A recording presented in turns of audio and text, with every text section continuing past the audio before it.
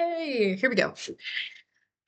Third time's the charm. I had to scrap my other two trials because my laptop was not plugged in, so big issues with quality. And that's only because I'm recording on top of playing Minecraft. Usually the performance is not this bad. But I'm here in spectator mode.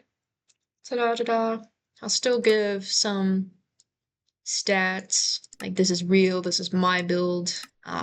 67,000 67. Grass blocks, moss blocks, anyways. Fireworks, and I can explain why we have fireworks here, but this is the world. This is Nox. It is a big project, it is a big work in progress, and my method of tackling it is not the best, but it's also, this is just what I do in free time. So it's not like I'm actually, this is my normal method of going about everything. No, I'm a college student. I have other means of working on things, but my method here is just if I get bored, I move to a different project. If something bugs me, like the fact that I'm going to do this really soon, I don't like the fact that the course dirt stops right there. I wanted to continue to go all the way down the path. And the lighting, we got some glow light for some lovely texture, but also to light up in the dark. It stops right there.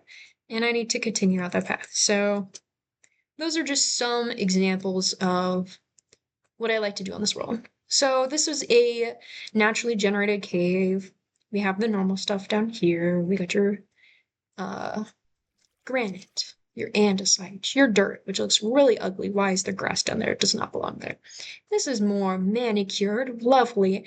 But my end goal, after I've had this waterfall all beautifully done up here, is to take in this build color palette and replace all of this stone. And it would be a lot easier with World Edit. I have used World Edit before. It would be easier with Axiom, but I do like just going in and like replacing every single block one by one. So here's the palette for that. We're just gonna go around and I'll describe some builds and the process and what I've done. So here we have a little stream. This area naturally generating, but I wanted to keep this going down and make it part of this river, which existed a little bit before. But they come together and then they go down into the waterfall. It's amazing how much snow melts could get you. This is totally realistic. But additionally, we have a little bit more detailed and matching of rocks up into this stream. Perhaps there's even more of a cave here. We have all these ice caps. Maybe because of like this lava or something. We have the water coming out and eventually going down into the waterfall. So things like that. Not all of these builds have interiors. This one does. This one is a little inn. So you have your check-in area. You have some supplies, some like pen and quill. Pretend that it's not an archery workstation. To write up some things. A loom kind of looks like some sort of keyboard if I was going, but it's some sort of land thing. And then we have our little downstairs kitchen area for any resident. And then up here, we have the beds. They're very generic because I just wanted some housing for villagers. Did not want to decorate for them. Screw the villagers. They're not. They're like third class citizens. I'm just kidding. Here's a map area of the whole build. And this is also out of date. Hold on. Game mode, creative. Ta-da. We're gonna go update this along with the build tour. So let's go quick.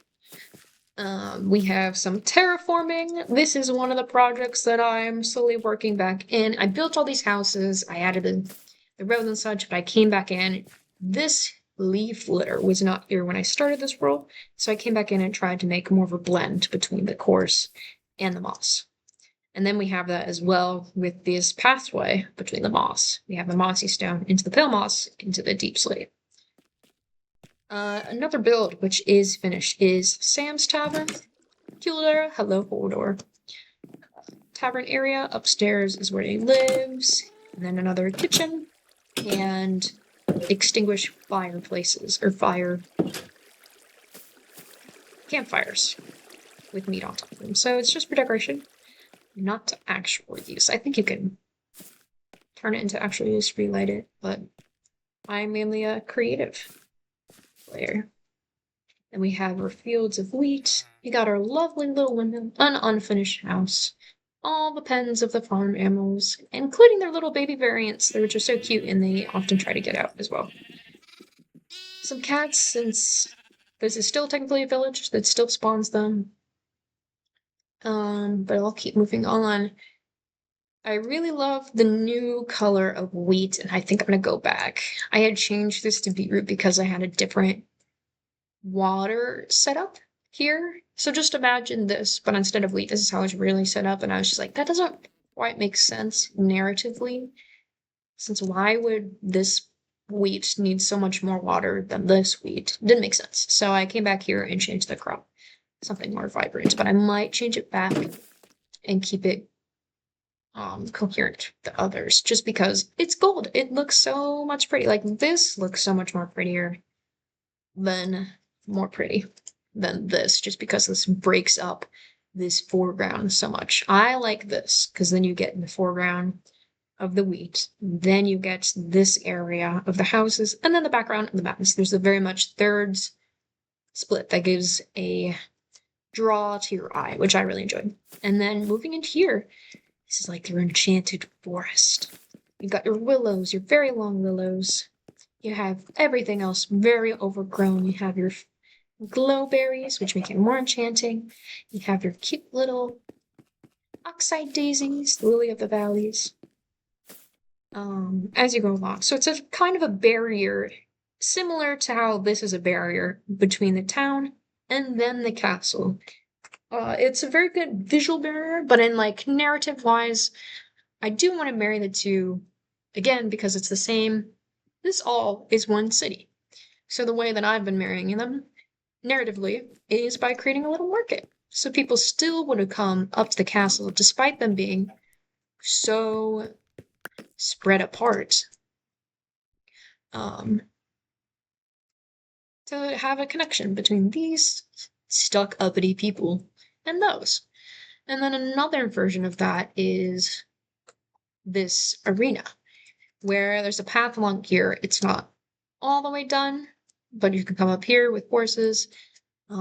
There's the way through is through this doorway to get to the outside. Hello, terraforming. See, boom, massive terraforming difference. But out here is where people would come from.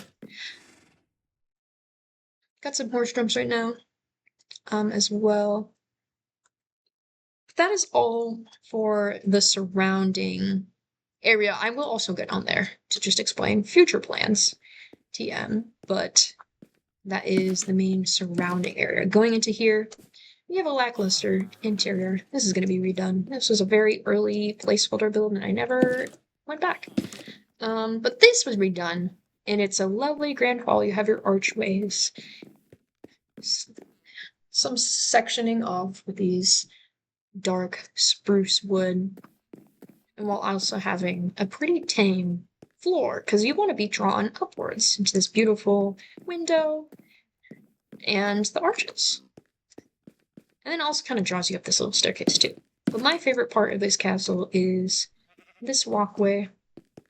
Big fan. You get to see the details on this unfinished section of the castle. It's probably going to connect there as well as you move into some of the more finished interiors as well. This is some royal dining hall. Extravagant chandelier, wonderfully silhouetted windows, and a wonderful view. Hello, view. Wonderful mountains. But then I will say another detail that might not be as obvious as your first glance from back here. The town kind of looks invisible with these roofs. They blend in with the trees as well. Just so the focus is once again on the mountains. It's on the mountains, and once you're out there, it's mountains and the castle, which kind of acts as its own peak in the intersection of all of these valleys. And moving over here, big unfinished land, but I have a few rooms in here, such as this one, that are finished. So these are where visitors, nobles are going to stay, and things like that. Then we're going to quick fly out through this room, which needs a little bit of rework. I think it's going to eventually be just storage and get rid of this bedroom because it's just such a long, awkward room. The bedroom on one half, while the storage on the other, just does not fit. Then you have the candles, barrels, and then this was before we actually, I mean, this is how old you can tell some of these builds are. This is before we had the bookshelves where you can add the chisel bookshelves where you can add books to them. I did the back of the loom for this. But yeah, balcony, wonderful view. A bunch more to be terraformed. It's partially mossed up, but we're still getting there. The last part of the build is yet another unfinished area, but still fun to go and check out. And that is seen on this map. It is this cute little mine shaft. There's no platform. This is a very, very, very recent build. Only the skeleton is done. But we're going to transition into down here. Down here, I think my brain keeps wanting to call this the Cave of Keys, or the Key Cave, or like some sawtooth kind of thing, because you have these pillars, but you don't really see in the newer generation anymore. But in this large spread out space, and you can even see all the way down to lava, probably bedrock, because of the open space. But there's going to be arch bridges in between, and this is where future builds are going to go. So it even stretches all the way back here. This is where like the dwarven colony would be, or something like that, where dwellers of the night kind of live down here underneath Nox, the castle. And I have a little like hole dugout, so you can, I'll do this last bit and it's just going to be flying up and seeing the different tiers of this build. So you're in the caves, you can see all the future build space, which will be mapped out and done soon. But then you come up here and oh my gosh, everything's so bright and green and the white mountains. And you can see the castle and the village, the town area of Nox. But anyways, thank you for watching. This has been a cute little world tour of a project that I've had for about 4 years, working on and off. It's been a little passion project of mine. I hope it has a good representation of the builds, the building style that I enjoy most, though there are many other build styles that I am capable of doing. Some of them I just can't find or post because I'm living somewhere else for the summer. All of my suburban city style builds, which I also like to enjoy doing, are on an Xbox far away at home. So I cannot show that. Just know they exist. I'm open to doing other styles, and I do enjoy other styles. But this is my best example of my commitment to a large-scale build, and which kind of fits more with the Ardonia kind of build. Medieval, back in the day. Way back in the day. Primitive. We got logs where we put our meat and out to dry and something like that. And we got our fields right up next to the town. Our horses. We ride horseback and we have stables and things like that. But anyways, I hope you enjoy, and I hope you consider my application. Thank you if you made it this far.